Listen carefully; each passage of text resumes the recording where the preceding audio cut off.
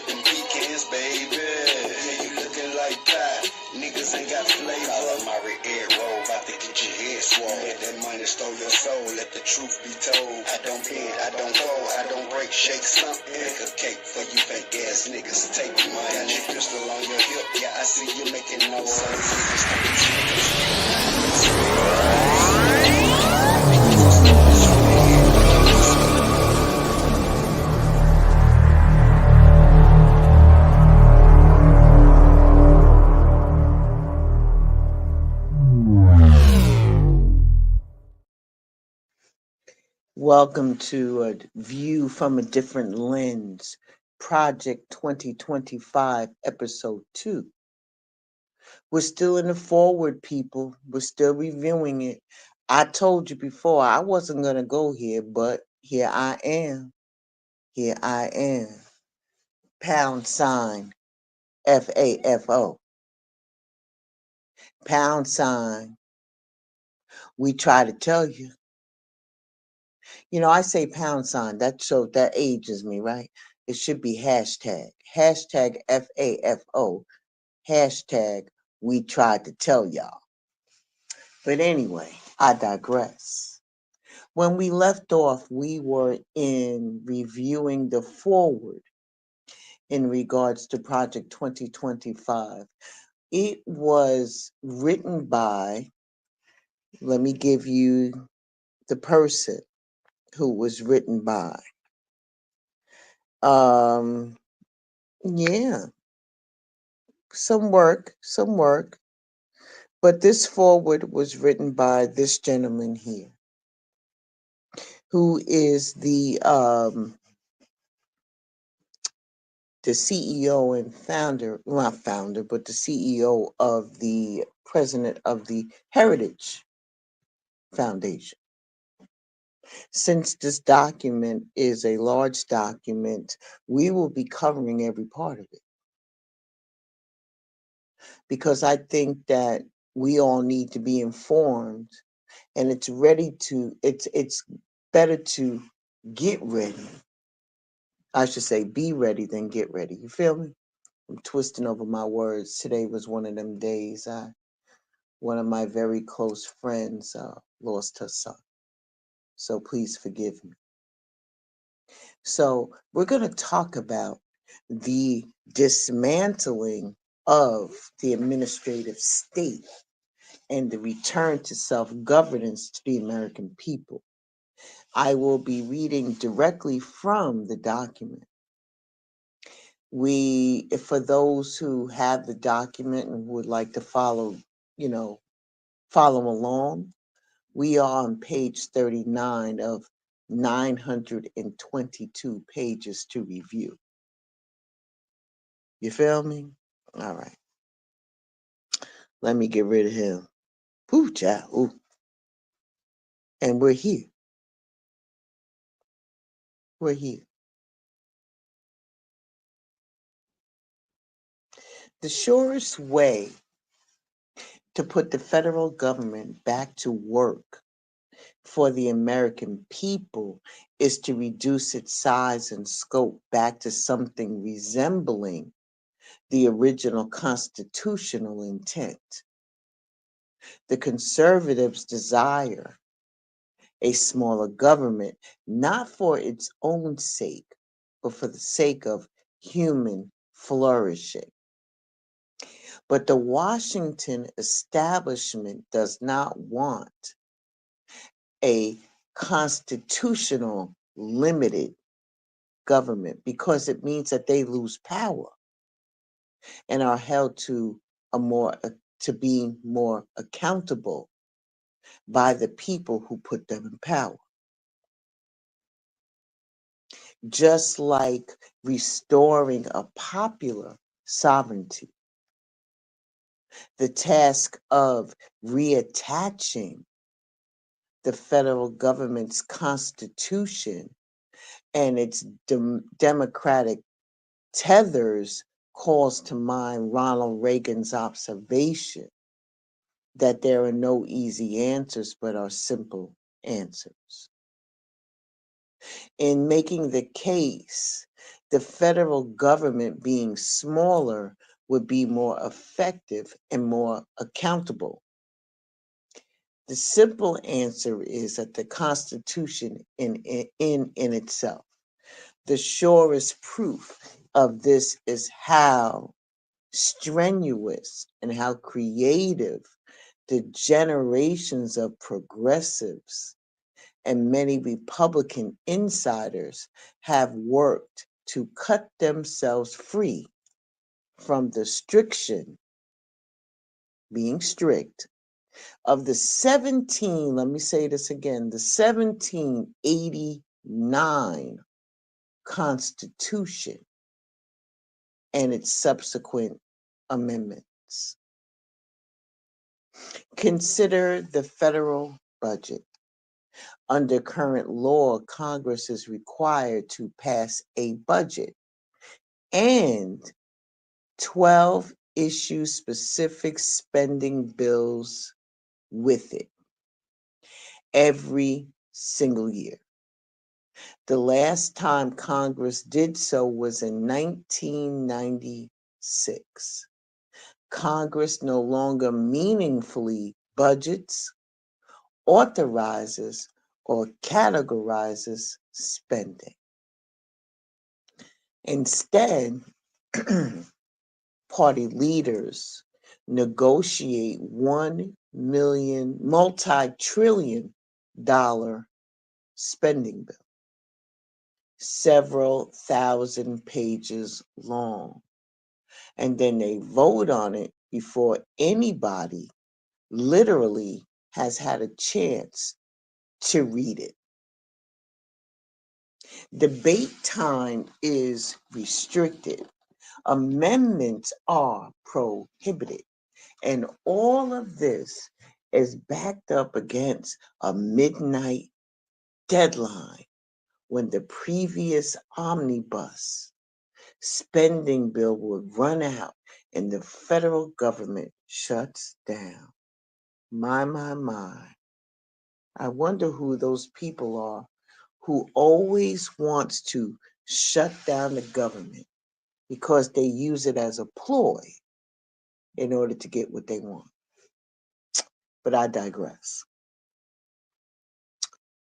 You see, they state that this process is not designed to empower 330 million American citizens and their elected representatives, but rather to empower the party elites secretly negotiating without any public scrutiny or oversight.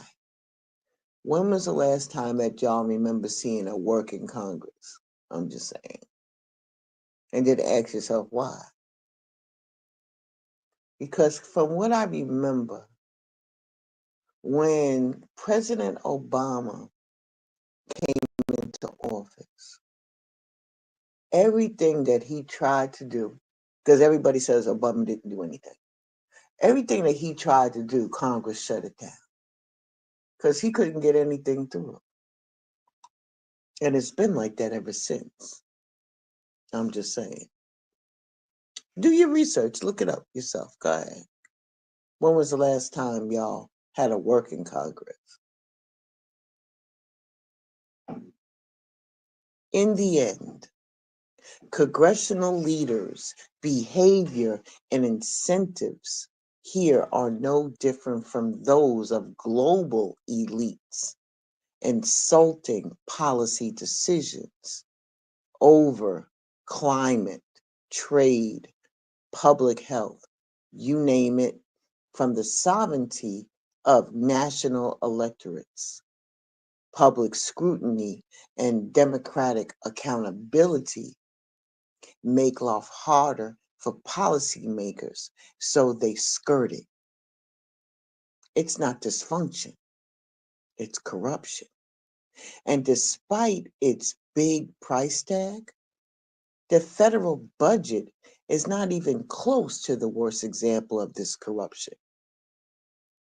That distinction belongs to the administrative state, the dismantling of which must a top priority for the next conservative president. The term administrative state refers to the policy-making work done by the bureaucrats of all federal government departments, agencies, and millions of employees.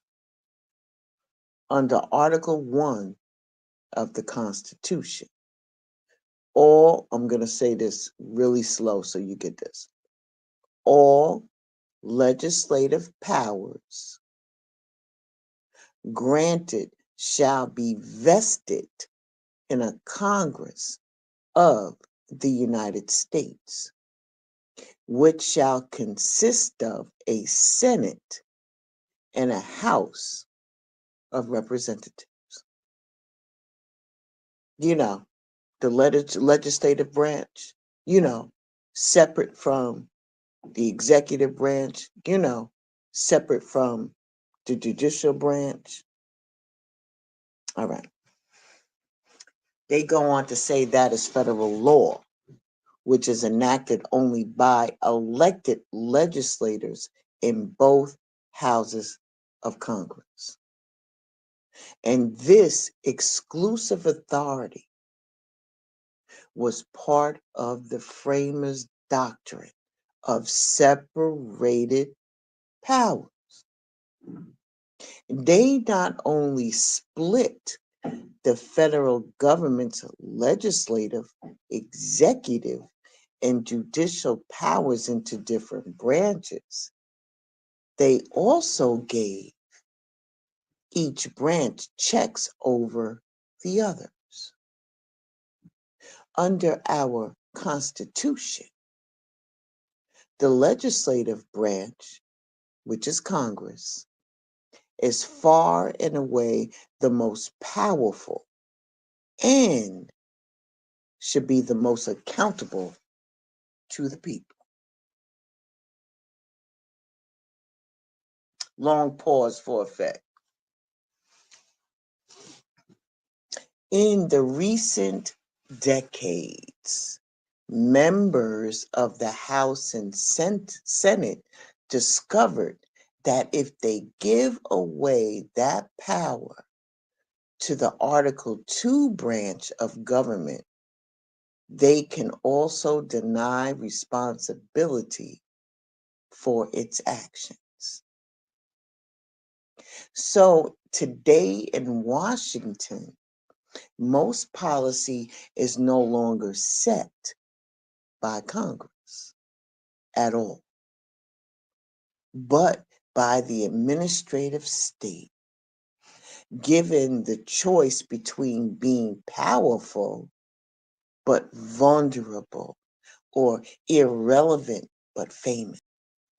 He goes on to say that Congress passes intentionally vague laws that delegate decision maker over a given issue to a federal agency, and that agency's bureaucrat, not just unelected, but seemingly unfireable, then leaps at a chance to fill the vacuum created by Congress's cowardness.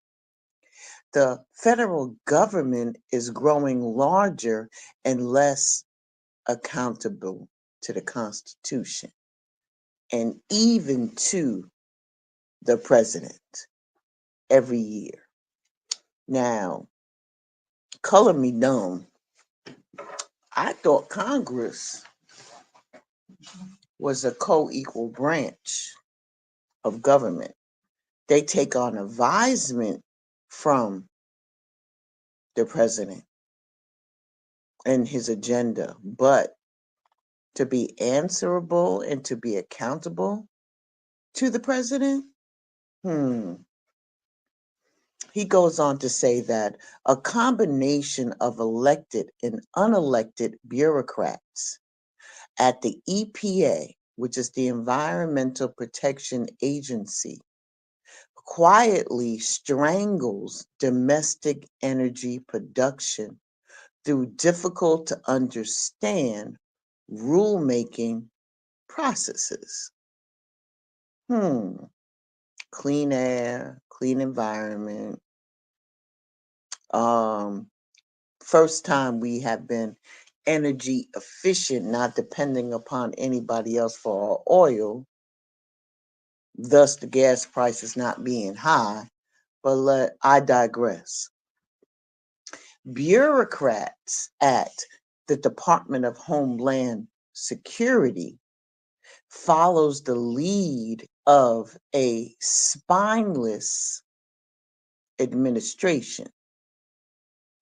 Order border and immigration enforcement agencies to help migrants criminally enter our country with impunity.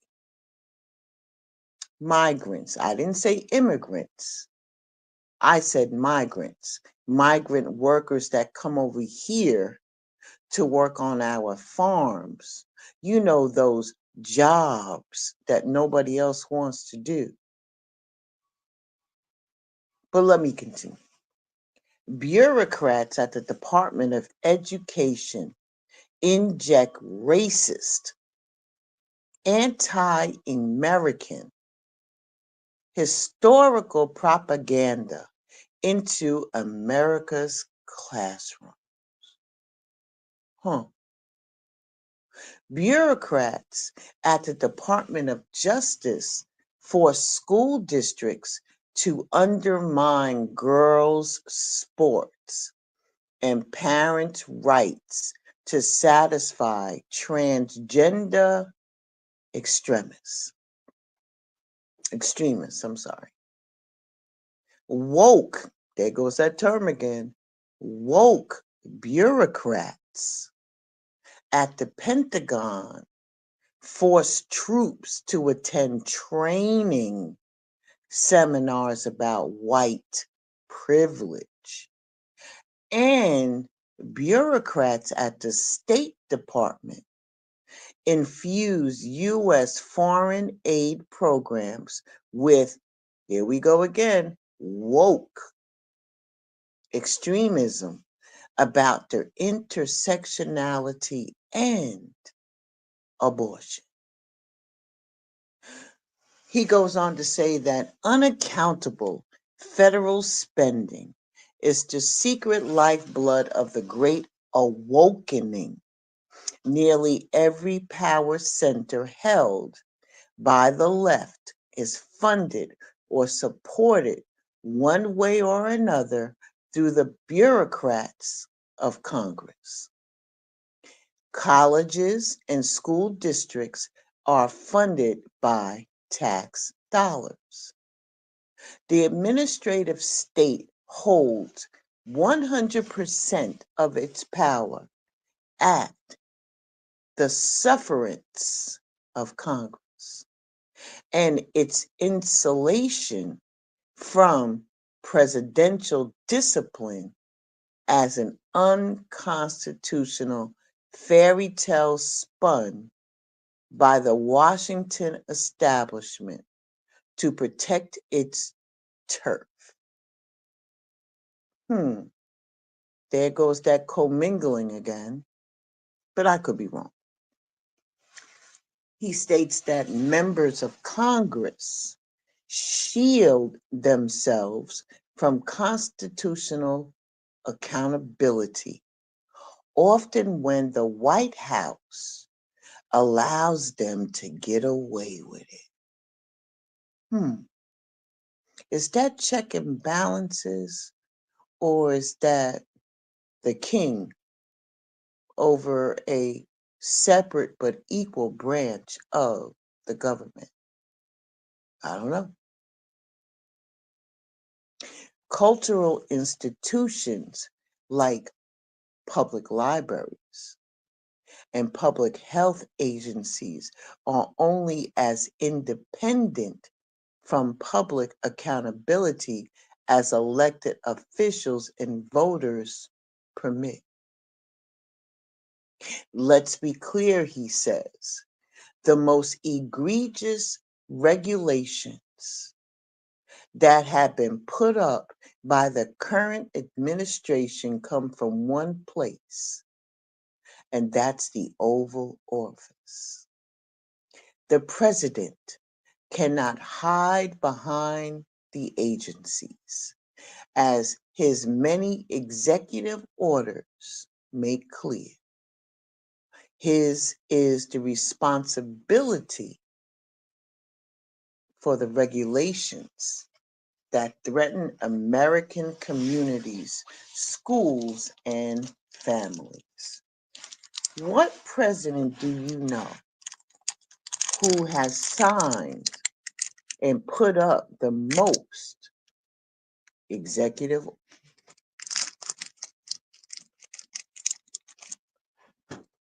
documents? I'll wait, but I digress.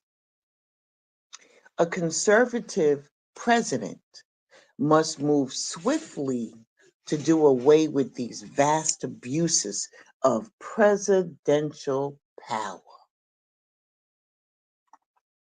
and remove the career and political bureaucrats who fuel it.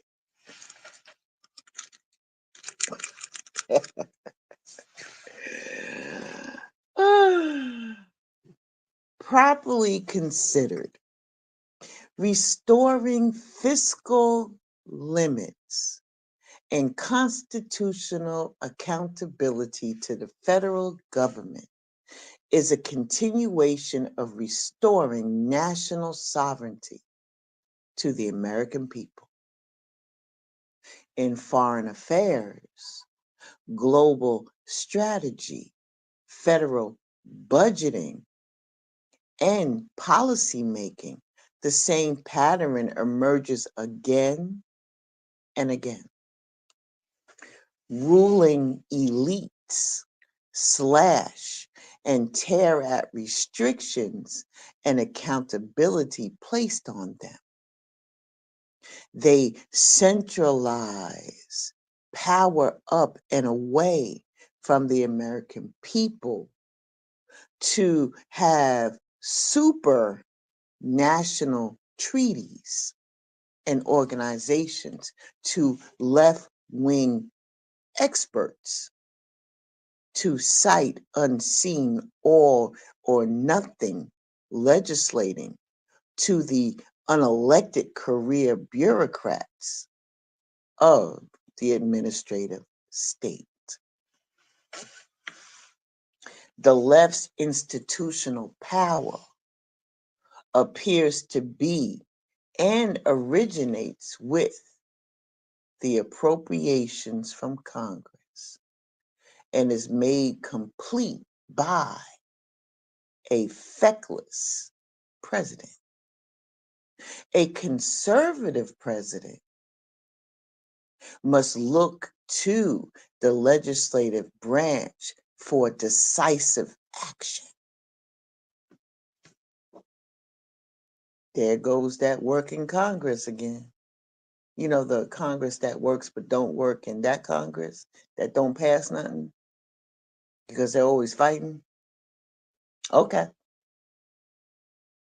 The administrative state is not going anywhere until Congress acts to retrieve its own power from the bureaucrats and the White House.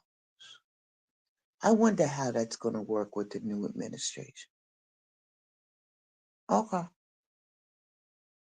But in the meantime, there are many executive tools a courageous conservative president can use to handcuff the bureaucrats, to push Congress to return to its constitutional responsibility and restore power over Washington to the American people, to bring the administrative state down. And in the process,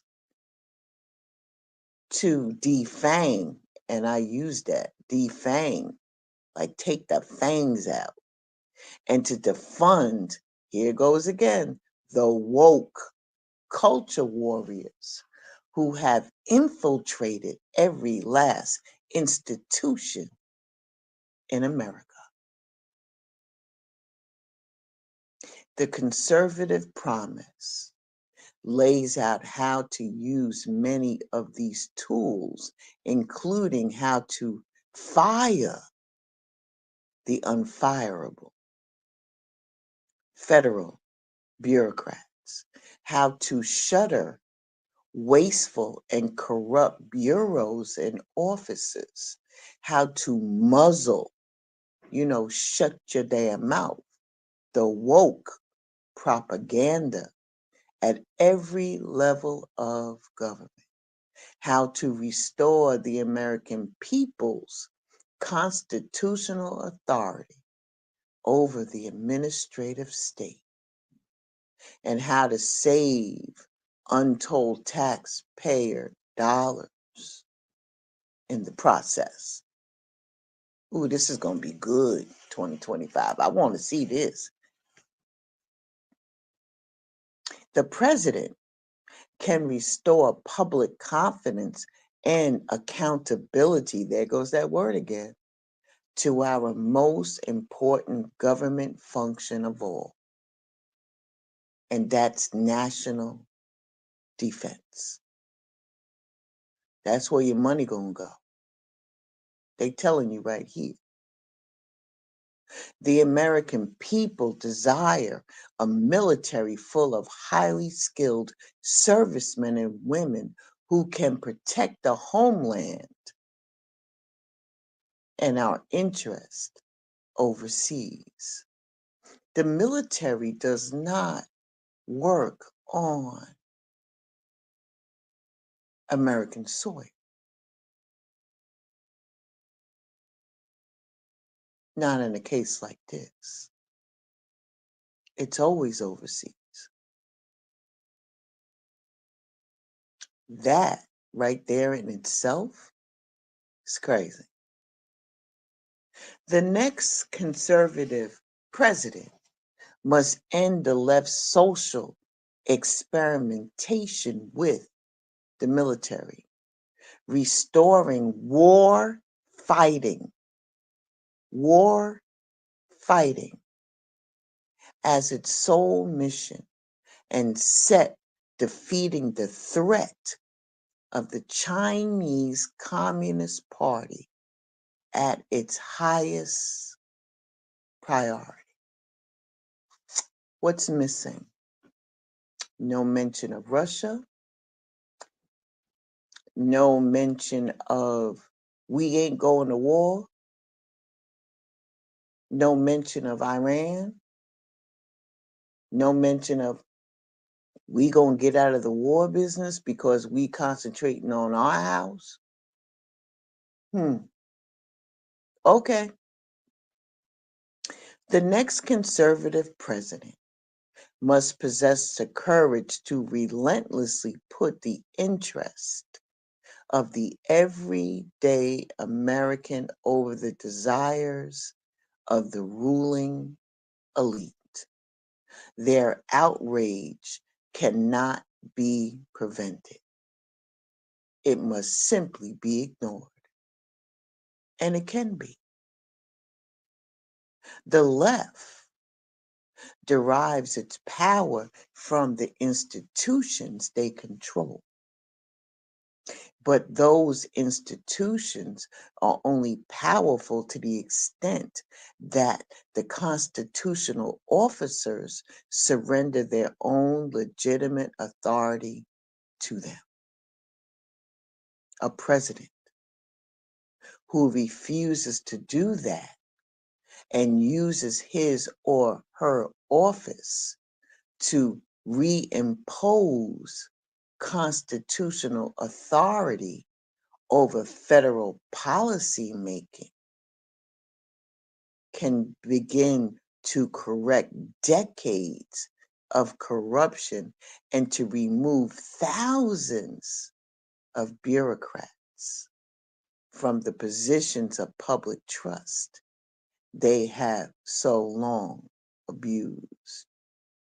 So when you think about the bureaucrats in the federal government working in all of these different agencies, you know the unfireable. Do you know what they are? They're called civil servants. You know, civil servants. Okay, I digress. Where are we at with time? Do I got time? Do I got time? Let's see. I think I got time. I'm not sure. Oh, yeah, I got a little bit of time. Let's go to promise number 3. Number 3 is to defend our nation's sovereignty, the borders, and bounty against global threats. Because this is what we're about to go through first, or second, or third. There's just so many things. So many things. Let's continue. The United States belongs to we, the people. All government authority comes from the consent of the people. And our nation's success comes from the character of its people. The American people's right to rule ourselves is to observe our duty. We cannot outsource to others our obligation to ensure the conditions that allows our families, local community churches and synagogues, and neighborhoods to thrive. They didn't mention mosque. Okay. The buck stops with each of us. So each of us must have the freedom to pursue the good for ourselves and those entrusted to our care. Most Americans, this is common sense, but in Washington, D.C. and other centers of leftist power, like the media and the academy, this statement of basic civics is branded hate speech. Progressive elites speak in lofty terms of openness, progress, expertise, cooperation, and globalization. But too often these terms are just rhetoric, concealing their true intention, stripping we the people of our constitutional authority over our country's future. America's corporate and political elites do not believe in the ideals to which our nation is dedicated, which is self-governance, the rule of law, and ordered liberty. They do not trust the American people, and they disdain the Constitution's restrictions on their ambitions. Instead, they believe in a kind of 21st century Wilsonian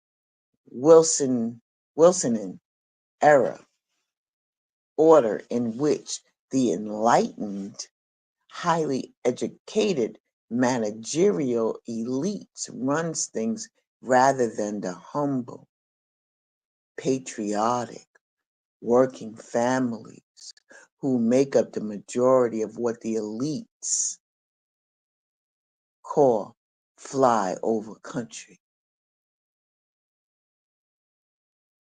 This type of thinking has spread like a cancer through many of the Americans' largest corporations, its public institution, and its popular culture. Those who run our so-called American corporations have bent to the will of the woke agenda and care more for their foreign investors and organizations than their American workers and customers. My. Who are they describing here? The 1%. Okay, I digress. Today, nearly every top tier United States university president or Wall Street hedge fund manager has more in common with a socialist, European head of state than with the parents at a high school football game in Waco, Texas. Many elites' entire identity, it seems, is wrapped up in their sense of superiority over those people, But under our Constitution, they are the more equals of the workers who shower after work instead of before.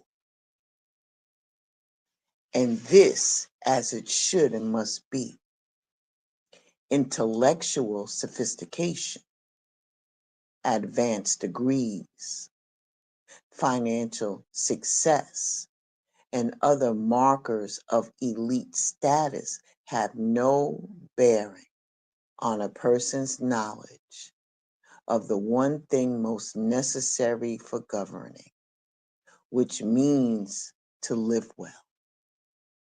That knowledge is available to each of us, no matter how humble our backgrounds or how unpretentious our attainments.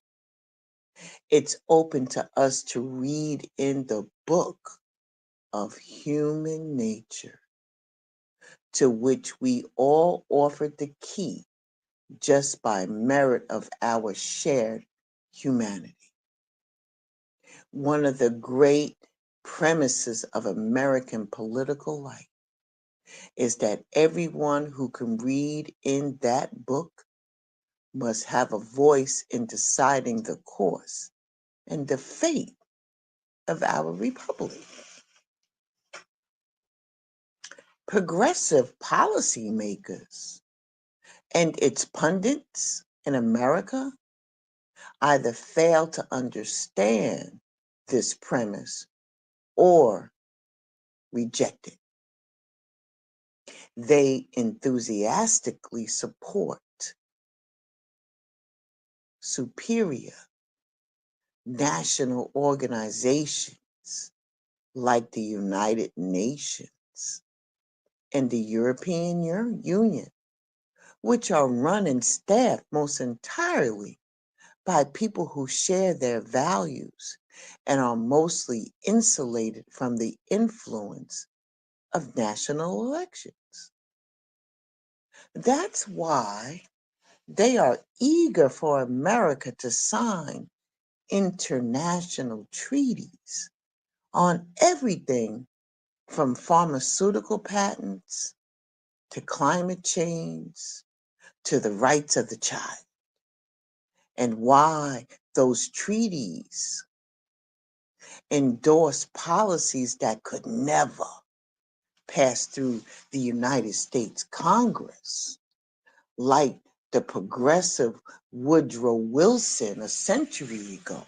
The woke left today seeks a world bound by global treaties they write, in which they exercise dictator powers over all nations without being subject to democratic accountability. And that's why today's progressive left supports open borders despite the lawless humanitarian crisis their policy created along America's southern border.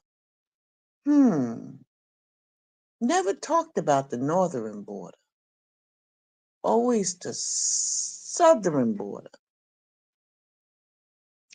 They seek to purge the very concept of the nation state from the American ethos. No matter how much crime increases or resources drop for schools and hospitals or wages decrease from the working class. You see, open borders activism is a classic example of what the German theologian Dietrich Bonhoeffer called cheap grace, publicly promoting one's own virtue without risking any personal inconvenience.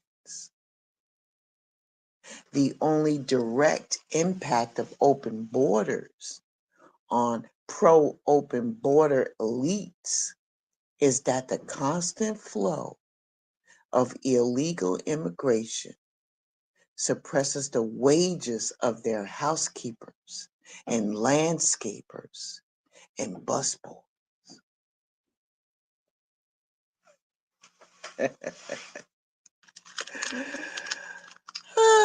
Cheap Grace aptly describes the left's love affair with environmental extremism. Those who suffer most from the policies of environmentalism would have us enact are the aged, the poor, and the vulnerable. It's not a political cause because the religion meant to baptize liberals' ruthless pursuit of absolute power in the holy water of environmental virtue. At its very heart, the environmental extremism is decidedly anti-human. Wow. Stewardship and conservation by population control and economic regression. Environmental ideology should ban the fuels that run almost all of the world's cars, planes, factories, farms, and electricity grids. Sidebar. You know, with the new tariffs, right? They're taking away that incentive for the electric cars, where y'all were getting like a $7,000 decrease. Y'all ain't gonna have that. Just say, I digress. At its very heart, environmental extremism, okay? Oh, wait a minute. We did that already. Abandoning confidence in human resilience, because that's what y'all gonna need, and creativity in responding to the challenges of the future would raise the most meaningful human activities. It will impede them. They would stand human affairs on their head regarding human activity itself as fundamentally a threat to be sacrificed to the God of nature. Oh, shit. Yo, they are going to ravage the land because they ain't got no borders and no bumpers, man. This is going to be interesting to watch. The ex-senator from Long Island take this on. This is going to be good.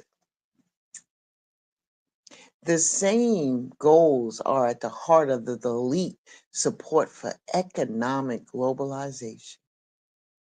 For 30 years, America's political, economic, and cultural leaders embraced and enriched the communist China and its genocidal Communist Party while hollowing out America's industrial base. What may have started out with good intention has now been made clear.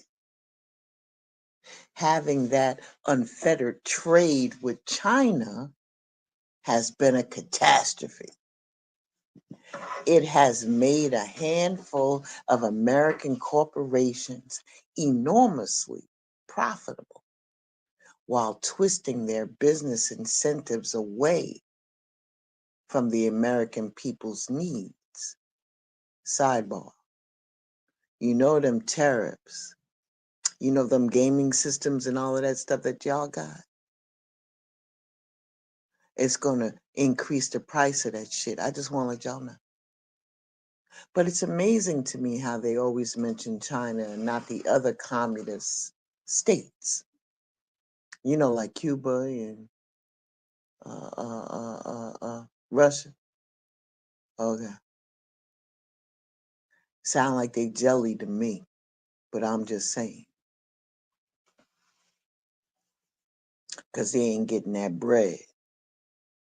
They need to be more, you know, creative. But I digress. You see, the opposite has happened, they say. American factories have closed. Jobs have been outsourced. And our manufacturing economy has been financialized. And all along, the corporations profiting failed to export our values of human rights and freedom. Rather, they imported China's anti American values into their suites of business. Even before the big rise of the big tech, Wall Street ignored China's serial theft of American intellectual property. My. I wonder who else stole our intellectual property. Let's guess. Everybody? Okay. It outraged, cheered the elimination of American manufacturing jobs. They said, learn the code. Remember, we talked about the STEM and how the kids are learning how to code? These were just the price of progress. Engagement was at every step of Beijing's project, not America's. The Chinese Communist Party dictated the terms, only to break them whenever it suited them. They stole our technology, they spied on our people, and they threatened our allies, all with trillions of dollars of wealth and military power, financed by their access to our market.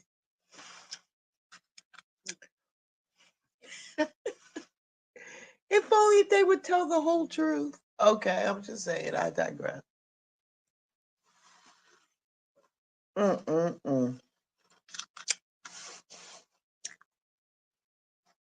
My. Then came the rise of big tech, which is now less a contributor to the United States economy than its tool of China's government. In exchange for cheap labor and regulatory special treatment from Beijing, America's largest technology firms funnel data from America to China. And they hand over sensitive intellectual property with military and intelligence applications to keep the money rolling in. They let Beijing censor Chinese users on their platforms. They let the Chinese Communist Party set their corporate policies about mobile apps.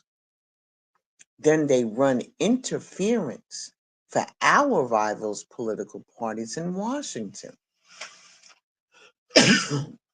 One side of the big tech company's business model is an old fashioned American competitiveness and world changing technological innovation. But increasingly, that side of business is overshadowed by their role as operatives and the lucrative employ of America's most dangerous international enemy. Ooh, this is reading like a spy novel. Let's go. And if you want to understand the danger posed by collaboration between big tech and the Chinese Communist Party, look no further than TikTok, the highly addictive video app used by 80 million Americans every month and overwhelmingly popular among teenage girls, is an effective tool of Chinese espionage. The ties between TikTok and the Chinese government are not loose. They are not coincidental. The same can be observed of many U.S. colleges and universities. Through the CCP's Confucius Institute, Beijing has just been successful at compromising and co-opting our higher education system as they have at compromising and co-opting corporate America.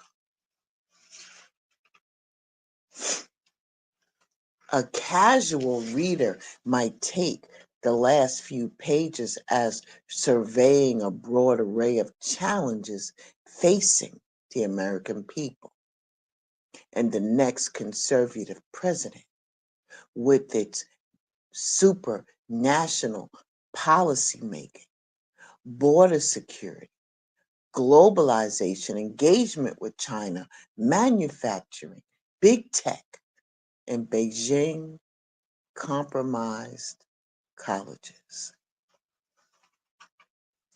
But there are not many issues, but just two. Number one, that China is a totalitarian enemy of the United States and not a strategic partner or a fair competitor. I thought I thought Trump loved that dude. He loved that dude over there. Oh, number two, that America's elites have betrayed the American people. The solution of all of the above problems is not to tinker with this or that government program, to replace this or that bureaucrat. These are problems not of technocratic efficiency, but of national sovereignty and constitutional governance. We solve them by not trimming and reshaping the leaves, but by ripping out the trees from the root and the branch. You see, international organizations and agreements that erode our Constitution, rule of law, or popular sovereignty should not be reformed. They should be abandoned. Illegal, illegal, illegal immigration should be ended, not mitigated. The border sealed, not prioritized. Economic engagement with China should be ended, not rethought. Our manufacturing and industrial base should be restored and not allowed to deteriorate any further. Confucius Institutes, TikTok, and any other arm of Chinese propaganda and espionage should be outlawed, not merely monitored. Universities take money from the Chinese Communist Party, should lose their accreditation, their charters, and eligibility for federal funds. The next conservative president should go beyond merely defending America's energy interests, but go on the offense, asserting them around the world. America's vast reserves of oil and natural gas are not an environmental problem. They are the lifeblood of economic growth. American dominance of the global energy market would be a good thing for the world, and more importantly, for we, the people. It's not just about the jobs, even though unleashing domestic energy production, which we're doing now, would create millions of them, except for the pipeline that they want to run through Native American lands.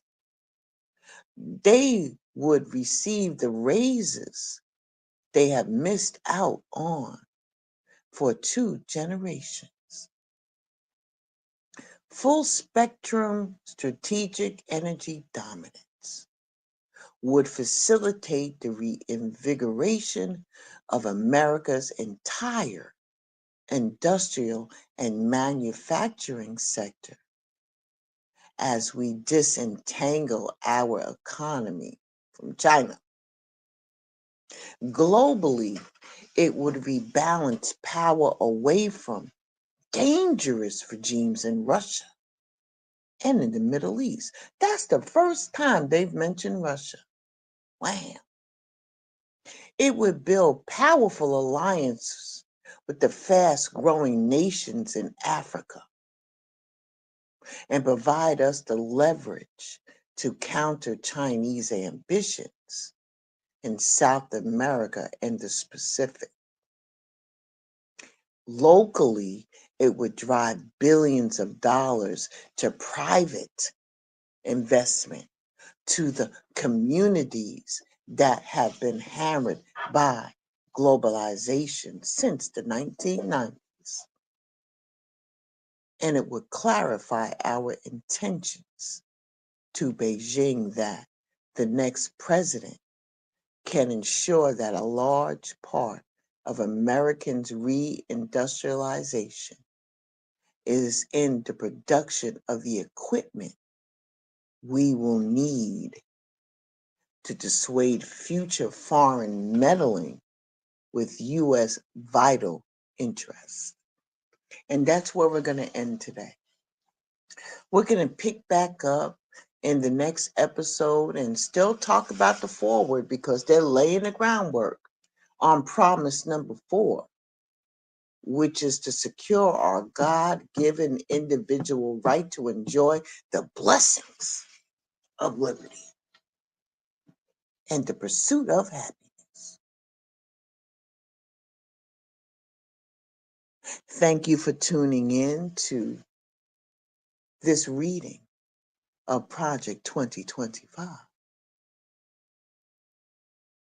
Baby, strap on. It's going to get better. # FAFO. #. Oh, my bad. I'm sorry. # FAFO. #. We tried to tell y'all. So when you comment in here, keep it cute. Keep it cute. My delete game is real good, and so is my moderators. But I would love to hear what you think, like truly, what you think. But don't be derogatory. I don't tolerate that. All right, so the next time we'll meet, we'll talk about the next thing. Be well, stay safe, stay safe, stay safe, stay safe. Stay woke, y'all. Be well, and I'll talk to y'all soon.